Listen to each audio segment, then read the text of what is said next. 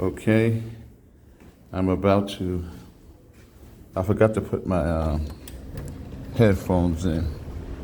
So hold up a second here. Let me put these headphones in. Continue the video.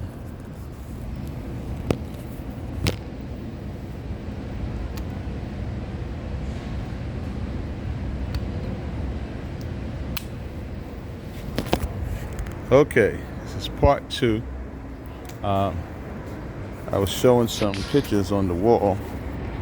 The lady, after the dinner, had a little tour around the library where they were talking about incarceration, the effects on incarceration. And I focused quite a while on the e-incarceration, they call it. You know, I noticed I let the camera linger there for a while. The person with the ankle bracelet, because I think that's it's going to see a lot more of that. You know, where you're in prison inside your house. You know, and a lot of people think of that as like you're getting off easy and stuff like that. But it is in a way, because it's more safety inside your house. But first of all, you have to have a house to be incarcerated in with that ankle bracelet on. You know, that's one thing. Another thing is, you know, they make you pay for it. Think of that, you know. The ankle bracelet, you say, okay, instead of going to jail, I have the ankle bracelet. But I don't know if you seen the sign, $5 to $25 a day. You know, that kind of adds up, you know. I never had an ankle bracelet, never wore an ankle bracelet. I don't know how does that work? Can you take it off when you take a shower? Whatever, I guess I could have Googled that before I made a video, but that just popped into my mind, you know. Different aspects. And having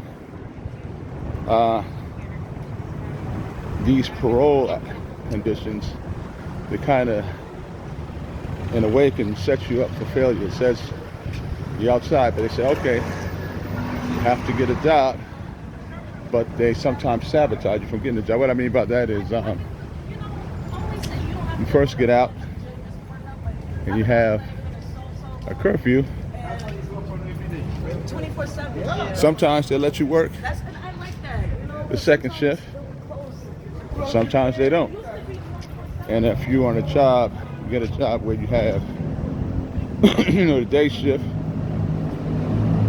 And then you have, I'm going the wrong way. I don't want to go this way. I want to go to Nostrums. That's the right way. Hey, what's up, brother? Nostrum down there? Nostrum? Yeah. Or Nostrum is that one? No, this way. Okay, good. Thank you, brother. Yeah, I want to jump on the A train at Nostrum. Yeah, I was going the wrong way. Yeah, so with the technology coming out, I mean, ankle bracelets and stuff, that's been out for a while.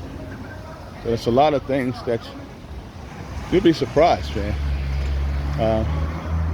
First, if I mention some of the things that may be on the pipeline, you may say, no, they're not going to do that, but yeah, they will. First, what will happen is they will pick prisoners to try it on, and then they will pick prisoners whose charges make them less sympathetic, and then once that's applied, But like, you know. then it could be spread to everybody, because you know you said it's legal. Once you, no matter who you say it's legal for, then it'll expand the definition of, well, not the definition, expand the, what you call it, not requirement, what word I'm looking for? Expand who's you can impose this thing on. You already do it now with certain medications and all types of stuff, you know. So you're outside, but you're drugged up. They say, oh, part of your release or outside, you got to have this ankle bracelet on, and you have to take these drugs because you not in your right mind.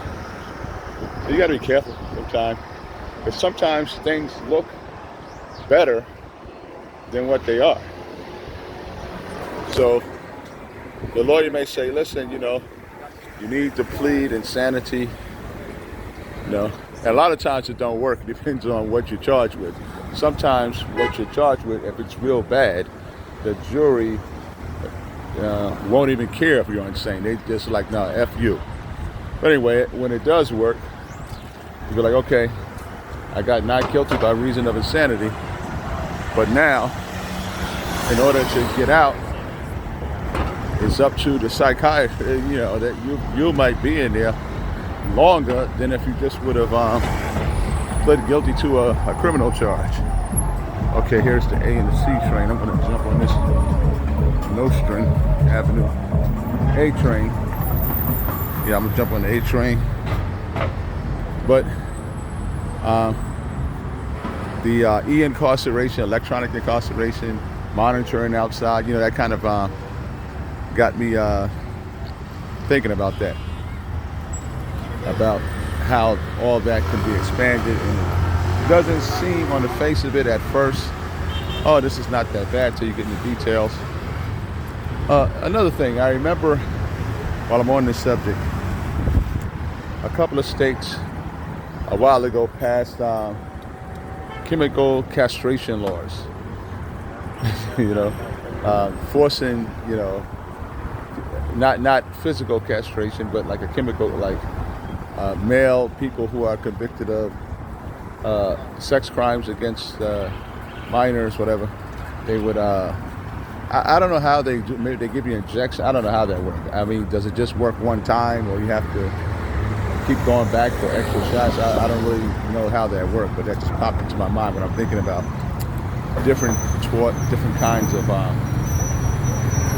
things that can be imposed on you if you're under the so-called criminal justice system. Now, on the face of it, you'll say that's a good thing. But however, this is how these things it starts that way. You say, oh, they only do that to them, but then it spreads. Then it spreads to others. So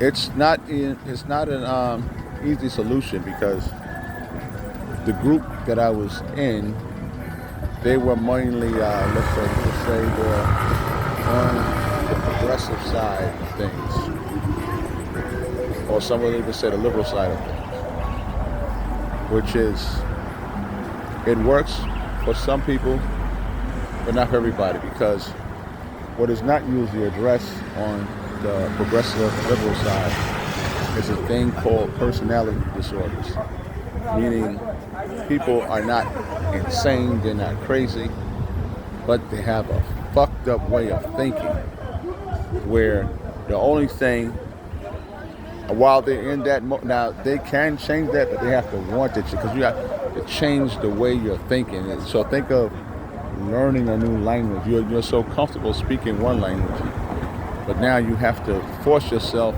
to learn a new way of speaking. Then you learn a new way of thinking as you learn a new way of speaking. So that's, I guess, the best analogy I can give, like learning a different way of looking at things and actually acting upon it. So a lot of people are like that. So, I'm not gonna say everybody, but a lot of people that go down in prison, let's put it this way. Too many of them have a fucked up way of thinking, where the only thing they really understand is violence and the threat of violence. If you try to be reasonable with them and be lenient, they'll take it as weakness. So I guess the challenge is separating those people from those that rehabilitation and helping them re-enter society, where they are better candidates for that. You can't really tell by the charges people have, because that's just what they were convicted of. People do a whole lot of stuff that they were never convicted of. So I guess they do have to do like an evaluation and see who is at least a good candidate for the type of reentry rehabilitation programs they have in the library. You know, well, they don't have it at the library. People that's connected to this library. They have a group. They have a welcome home dinner, and they have different reentry programs in the Brooklyn Library. Well, associated with the Brooklyn Library. Yeah, and I'm for it, but you know, just have to make sure you have the right candidates, because the wrong candidates can fuck it up for everybody. Meaning that I'm going over 11 minutes here, but let's say this: like bail, you have a lot of bail abuse. Like they set the bail purposely so you can't make the bail. How many times have you watched on TV or on the internet, online, or even in person, showed up yourself, you've seen a judge declare a person, find a person is indigent, right, and grant them a public defender, but then set the bail at $600 million. That don't make any sense, you see what I'm saying? But that happens, and when people challenge that bail abuse, because bail abuse, I call it abuse because if you go to the original intent of bail, the bail is a clause in the 8th Amendment of the U.S. Constitution. Excessive bails were like prohibited.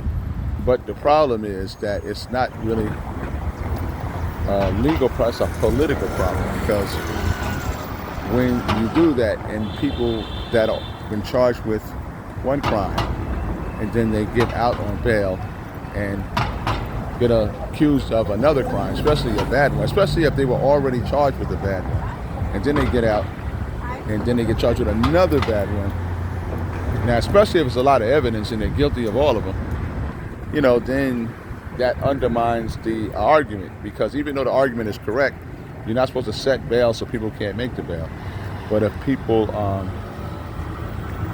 get on TV or online, they got stories about them online of doing stuff they shouldn't be doing while they're out on bail, then they get the public support to violate people's rights. To be like, we don't care, we just rather keep those people locked up.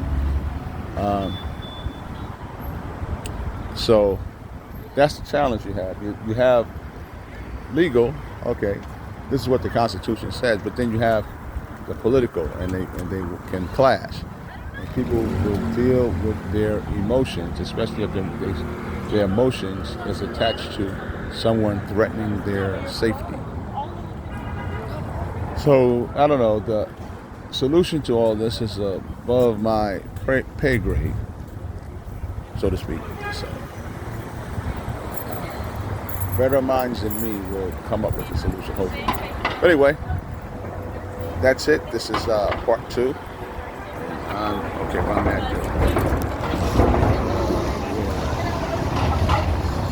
Bedford, Fulton Street, about to hit Nostrand Avenue suburb, A and C line. Thanks for viewing this video, and stay tuned, or well, not stay tuned. How can I say? Hit the bell, yeah, notification bell. Be ready for the next one. Oh yeah, subscribe to the channel. Give it a like too. What the hell? Why not?